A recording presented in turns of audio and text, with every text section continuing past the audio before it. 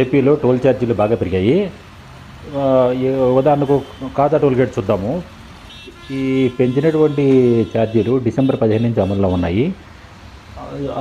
Suppose అక్టోబర్లో ఏదైనా car ఈ కాజా టోల్ గేట్ ప్లాజా దాటి వెళ్ళిందనుకోండి, రూ. 145 వన్ వేకి ఛార్జ్ చేసేవాళ్ళు అనమాట. అదేవిధంగా రిటర్న్ వచ్చినప్పుడు రూ. 60 ఛార్జ్ చేసేవాళ్ళు. మొత్తం రూ. 205తో వెళ్ళి రావడం అనేది జరిగేదనమాట. కానీ ఇప్పుడు పెంచిన టోల్ రేటు ప్రకారం చూస్తే ఒక కారు వెళ్ళిందనుకోండి వన్ వేలో, గుంటూరు నుంచి కానివ్వండి, విజయనగరం నుంచి కానివ్వండి, ఎక్కడి నుంచి వెళ్ళినా కూడా రూ. 160 వెళ్ళేదానికి అనమాట. మళ్ళీ తిరిగి వచ్చేటప్పుడు రూ. 80. అంటే మొత్తం రూ. 240 పే చేయాల్సి ఉంటుందన్నమాట. ఏపీలో అన్ని టోల్ గేట్లలో దాదాపు ఇదే పరిస్థితి. కాకపోతే ఏదో ఒక 4 టోల్ గేట్ల వరకు కొంచెం మినహాయింపు ఉన్నట్టుగా ఉంది.